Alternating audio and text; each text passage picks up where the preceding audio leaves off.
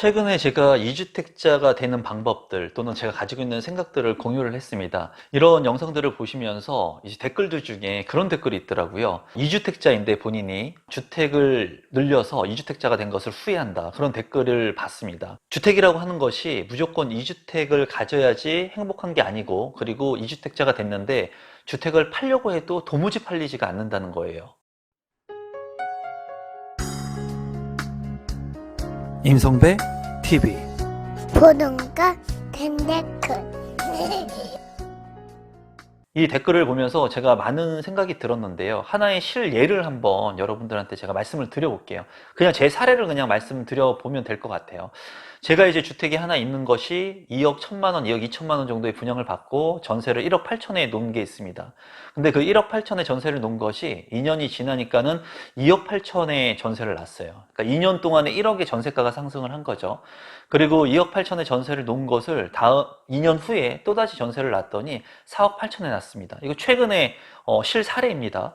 그렇게 해가지고 2억 8천에 전세를 놓은 것이 2년 만에 다시 4억 8천이 된 거예요. 그러니까 2억 이상의 그 전세가 상승이 이루어진 거죠. 중요한 건 뭐냐면 이렇게 전세가가 무조건 올라가서 주택이 많이 가지고 있으면 좋다, 이게 아니라 왜 전세가가 올라갔을까요? 이 주택은 여러분들이 한번 생각을 해보세요. 이 주택의 입지, 위치가 계속 좋아지고, 그리고 신도시가 개발이 되면서 많은 인프라들이 확충되고, 그리고 많은 사람들이 살기 좋은 곳으로 변모했기 때문에 전세 가격, 즉 실사용 가치인 전세 가격이 계속해서 올라가는 거예요. 이러한 부분들은 입지가 좋은 부동산을 내가 가지고 있으면은 전세 가격뿐만이 아니라 매매 가격이 올라갑니다. 물론 여러분들이 아시는 것과 같이 글로벌 금융 위기라든가 IMF, 우리가 감내하지 못하고 예측하지 못했던 그런 세계 경제 위기가 오게 된다면 가격의 조정을 받을 수는 있어요. 그리고 강남권 같은 경우에 핵심 지역의 소형 아파트 같은 경우에는 글로벌 금융 위기 때도 가격의 변동률이 그렇게 크지가 않았습니다. 이 얘기가 뭐냐면 누군가는 이주택자가 됐는데 내가 경험을 해봤더니 자산의 이득, 상승분을 못 가져간 그런 분들도 있다는 거예요. 그것은 핵심적인 것만 이해를 하시면 됩니다. 내가 산 주택, 그 입지의 아파트 또는 그 전세를 줬던 그 부동산이 입지가 좋지 않은 곳을 선정했기 때문이에요. 제가 찍은 영상 중에 이제 이주택자가 되기 위해서 그런 얘기를 했지 않습니까? 이제 소형의 저가 주택들을 이주택을 통해 가지고 될 수 있는 방법이 있는데 리스크가 있다, 가격이 떨어질 수 있다. 왜냐하면 입지가 좋지 않은 곳에 부동산을 선정했을 때는 내가 그 리스크를 감내하고 소액 투자에 대한 그런 달콤한 열매를 가져오려고 했는데 그런 것들이 내 생각과 틀려질 수 있다는 거예요. 그렇기 때문에 입지가 좋은 곳의 부동산을 장기간 오랫동안 보유했을 때 이주택자가 승리하는 것이지, 무조건 내가 주택수를 늘리는 것에만 주안점을 두게 됐을 때는 큰 리스크를 가져갈 수가 있는 겁니다. 이거는 기본적인 사항이에요. 기본적인 사항. 그런데 사람들이 실수를 하죠. 무엇을 실수하냐면 저렴한 부동산을 사기 위해서 노력을 많이 합니다. 왜냐하면 10억짜리 아파트를 샀을 때 옆집에 갑돌이 아빠는 10억에 샀는데 나는 9억에 사면은 1억의 안전 마진이 그냥 바로 생기는 거예요. 그래서 사람들이 경매에 열광을 하죠. 왜냐하면 경매 같은 경우에는 감정가 대비 저렴하게 낙찰을 받을 수 있기 때문에 이렇게 저렴하게 낙찰을 받았을 때는 바로 사자마자 안전 마진을 형성하면서 내 것으로 소유권을 취득할 수 있기 때문에 경매에 사람들이 열광을 하는 겁니다. 싸게 살 수 있다는 그런 장점 때문에. 지금 같은 경우에는 이렇게 부동산 시장이 좋았을 때는 감정가를 훌쩍 넘어 가지고도 낙찰가가 형성이 됩니다. 경기가 안 좋았을 때, 그럴 때 그 경매를 통해 가지고 내 집 마련을 하는 게 베스트의 전략 중에 하나라고 제가 말씀을 드렸죠. 그리고 앞으로 만약에 시장 상황에 따라 가지고 조정의 국면이 계속해서 지속되게 된다면 그때는 경매를 통해서 내 집 마련하는 것도 하나의 좋은 재테크 수단이 될 수 있다는 거예요.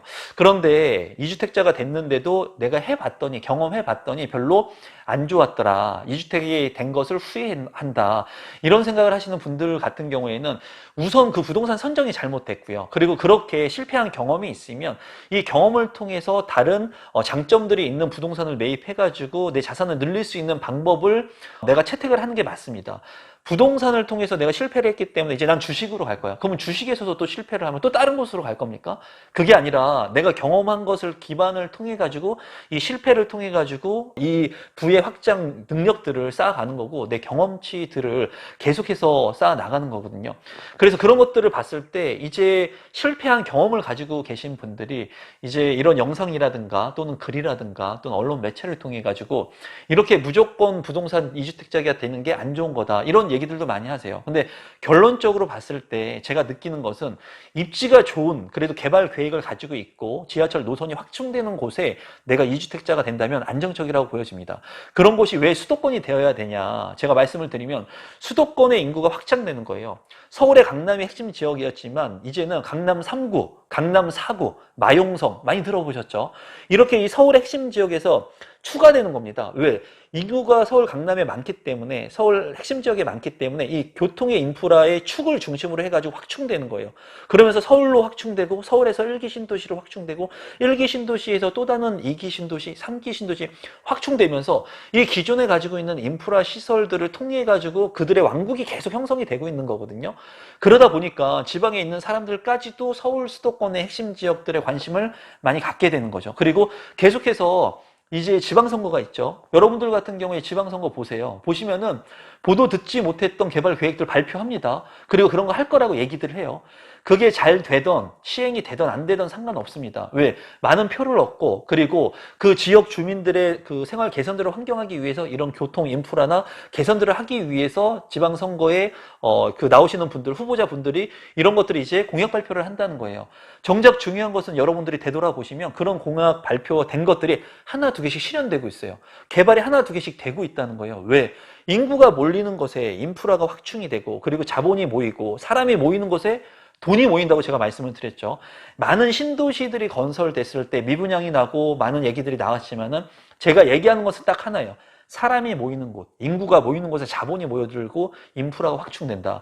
이거는 제가 강의를 했던 2008년, 9년도, 10년 전, 15년 전부터 제가 강의를 하면 하는 얘기예요. 그러니까 여러분들께서 주택수를 늘리고 또는 자산의 규모를 늘리기 위해서 이 숫자에 연연하시면 안 돼요. 내가 2주택자가 돼야 된다고 했으니까 내가 주택수를 하나 더 늘려야 되고 2주택자가 되고 3주택자가 되기 위해서 이 주택 수에만 연연하다 보면은 개수에만 연연하다 보면은 무엇을 잃느냐? 입지적 가치를 잃어버리게 될 수가 있어요. 왜냐하면 입지가 좋은 곳에 하나를 사면 되는데 시간이 좀 걸리더라도 그게 아니라 내가 당장 사고 당장 내 집 마련을 해야 되는 건 맞지만 2주택자부터는 당장 하는 게 좋은 게 아닙니다, 여러분. 무주택자분들 같은 경우는 제가 하루라도 빨리 부동산 시간을 사는 게 맞지만 2주택이나 3주택이 되신 분들은 적정한 타이밍 그리고 포지션을 가져가지고 그런 포트폴리오 전략을 가지고 주택수를 늘리거나 종목들을 선택하는 거예요. 그렇기 때문에 무주택자에서 1주택자가 되시는 분들은 삶의 안정을 위해서 빠르게 내 집 마련을 하라는 게 제 키포인트의 생각인 거지, 다른 주택들도 다른 부동산들도 빨리 개수를 늘리기 위해서 해라? 이런 말씀은 아니라는 거예요. 그러니까 결이 틀리다는 거예요. 무주택자가 1주택자가 되는 것과 1주택자가 된 후에 부동산 투자 전략을 채택하는 데 있어서는 여러 가지 전략들이 있지만은 개수에만 내가 집중하게 된다면 그리고 내가 빨리 주택을 사야 된다면 어떤 생각을 하게 된다면 300만 원 가지고 갭 투자한다는 거예요. 500만 원 가지고 갭 투자한다는 거죠. 왜? 내가 주택수를 빨리 2주택자가 되라고 했으니까 빨리 2주택자가 되기 위해서 이 주택이라고 하는 그 정답에만 몰두했기 때문에 이런 핵심의 본질의 가치, 그리고 부동산에서 정말 중요한 것이 첫 번째도 로케이션, 입지, 두 번째도 입지, 세 번째도 입지인 것을 잊어버리게 된다는 거예요. 기본을 잊어버리게 된다는 거죠. 그래서 정말 중요한 것은 많은 분들이 2주택자가 되기 위해서 개수를 늘리거나 너무 저가 주택에만 집중하는 것은 저는 좋지 않다고 말씀을 드렸고, 경험적인 측면, 그리고 2주택이 되는 경험을 내가 돈을 모아가지고 뭐 5억, 뭐 2억, 3억 모아가지고 내가 주택, 2주택자가 되려고 하면 이 부동산의 가격이 또 멀어져 있을 수가 있기 때문에 적정 수준의 타협을 여러분들이 스스로가 정하는 거예요.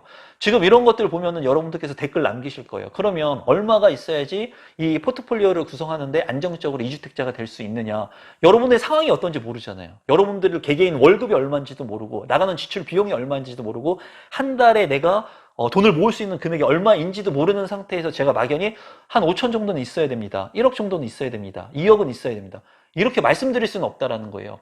여러분들이 가지고 있는 그 상황, 그리고 여러분들이 살고 있는 지역, 그런 특성을 기반으로 해가지고 여러분들이 투자를 함에 있어서 이주택자가 되기 위해서 내가 최대한 돈을 모을 수 있는 자본금이 얼마 있는지 한번 계산을 해보시고, 그 자금 플러스 레버리지를 활용할 수 있는 최대한을 여러분들께서 활용하셔가지고 이주택자가 되게 되신다면은, 그 지역이 서울 강남이나 수도권이나 핵심 지역이 아니라고 하더라도 소도시에서 핵심 지역이 될 수 있을 거고, 그리고 광역시에서 핵심 지역이 될 수 있을 겁니다.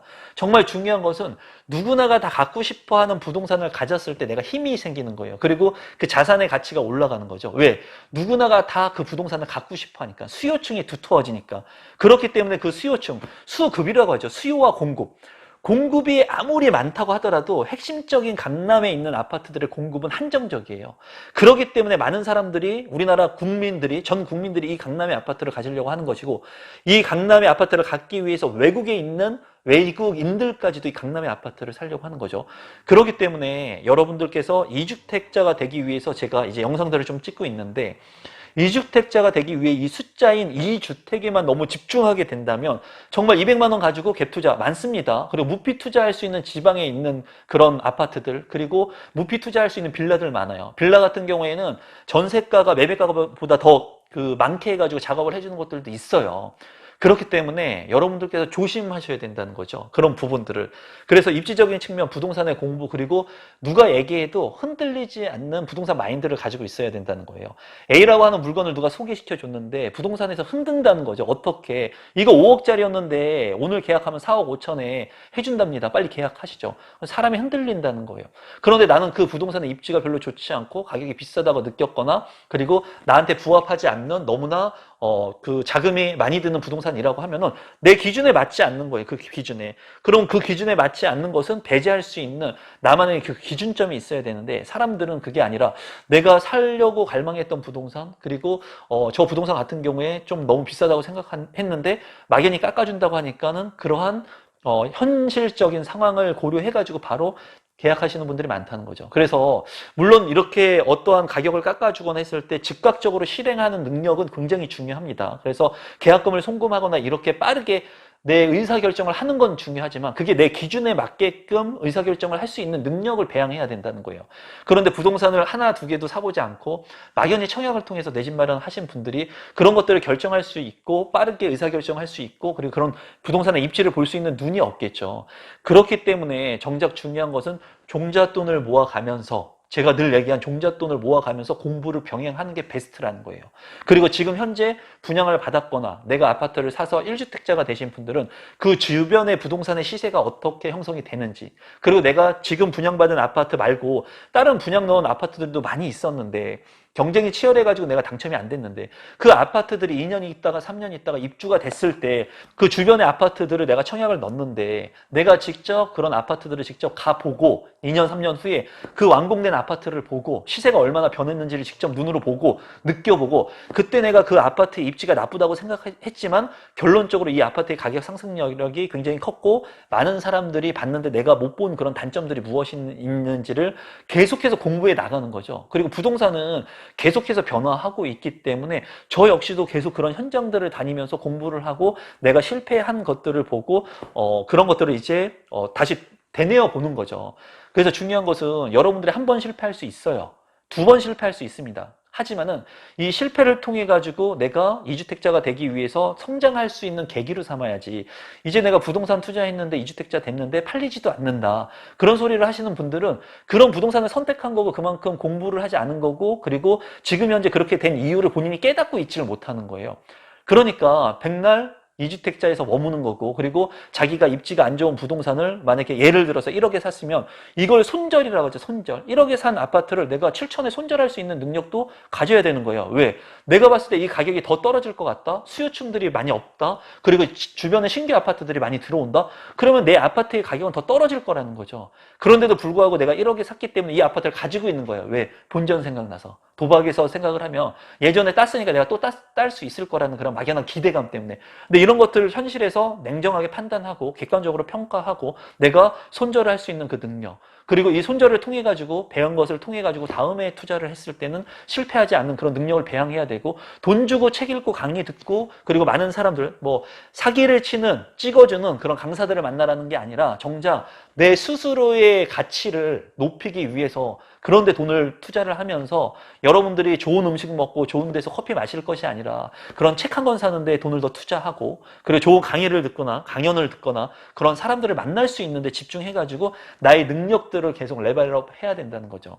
그래서 지금 현재 이주택자가 되신 분들 중에 집이 안 팔려요, 내놨는데 안 돼요, 이런 댓글들도 있는데, 그런 분들은 제가 봤을 때는 지금까지 무엇을 잘못했는지 다시 한번 되짚어 봤으면 좋겠어요. 그리고 이 영상들을 많이 보시는 분들 중에, 제 영상을 보시는 분들 중에도 누군가는 이주택이 되시고, 그리고 무주택에서 1주택자, 그리고 1주택자에서 2주택자가 되시면서 실패의 경험을 하시는 분들이 반드시 있을 겁니다.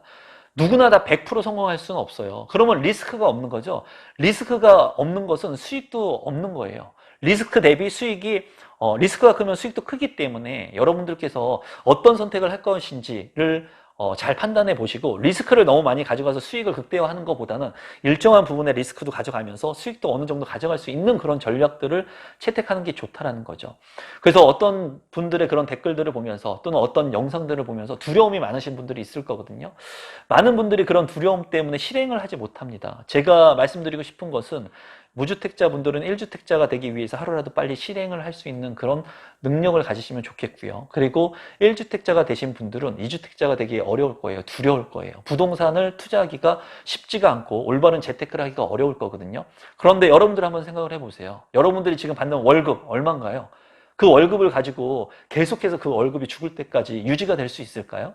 50살, 60살, 70살이 됐을 때 이제 120살, 150살까지 산다고 하는데 그 월급이 계속해서 나올까요? 내일 당장 직장생활 그만둘 수도 있고, 내가 사업을 하면서 사업체가 망할 수도 있는 거예요. 그러면 나를 지켜줄 수 있는 게 있어야 되는데, 그 나를 지켜줄 수 있는 것은 이제 자산이라고 하는 것이 나를 지켜준다는 거죠. 내가 가지고 있는 부동산, 연금으로 돌려서 나를 지켜줄 수 있겠죠.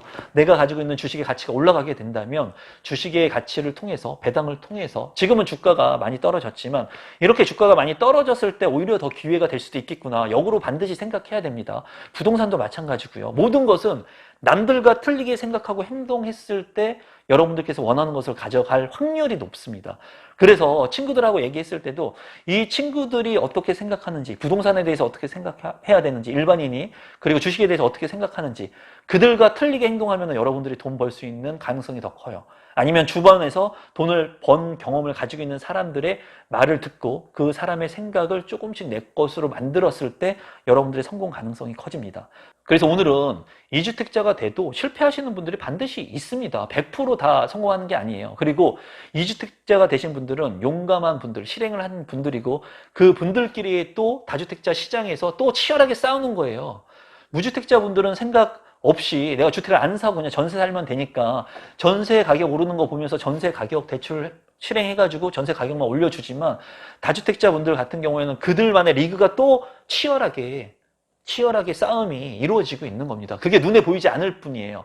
누구는 밤새도록 연구해가지고 어떤 지역을 선정하고 그 주택에 부동산을 매입을 하고, 또 어떤 사람들은 또 열심히 공부를 해가지고 다른 레버리지를 활용해가지고 자산을 늘리고 하고 있는 거예요. 지금 보이지 않는 여러분들이 살고 있는 옆집, 윗집, 밑집, 거기서도 치열하게 공부하고 부동산의 자산을 늘리기 위해서 노력하는 분들이 있다는 거예요. 내 친구들 중에도 있고, 선의의 경쟁을 지금 이 시장에서 하고 있는 거죠. 거기에서 여러분들이 어떤 선택을 할 건지, 그리고 어떤 마인드를 가지고 나만의 기준을 세울 것인지에 대한 부분들은 좀 생각해 보시면 좋을 것 같습니다. 그래서 제가 말씀드리고 싶은 것은, 무주택자분들은 1주택자가 돼야 되고, 1주택자분들은 2주택자의 비과세의 벽을 넘기가 힘들 건데 그런 벽들을 좀 넘기 위해서 노력하시면 좋을 것 같다는 게 제 생각입니다. 그래서 아직도 여전히 무주택자분들은 1주택자가 되고, 1주택자분들은 2주택자가 되기 위해, 즉 자산을 늘리기 위해 노력을 하실 필요성이 있다고 보여지고, 그렇게 실패하신 경험들을 봤을 때 여러분들도 나도 실패할 것 같으니까는 실행하지 않을 거야, 경험하지 않을 거야, 이런 생각보다는 그 실패한 경험을 보고 나는 저런 실수를 하지 않아야 되겠지 라고 생각하시면서 여러분들을 계속 업그레이드 해 나가셨으면 좋겠습니다. 앞으로도 뭐 이주택에 대한 부분들, 부동산에 대한 부분들, 정책이 변화하면서 제가 가지고 있는 생각들을 공유할 건데, 이런 공유하는 부분들이 100% 정답이 아닙니다. 항상 부동산은 항상 생물처럼 움직이기 때문에 여러분들이 여러분들만의 그런 가치관들을 잘 확립할 수 있는 그런 채널이 됐으면 좋겠습니다. 오늘 영상은 이것으로 마무리 짓도록 하겠습니다. 고맙습니다.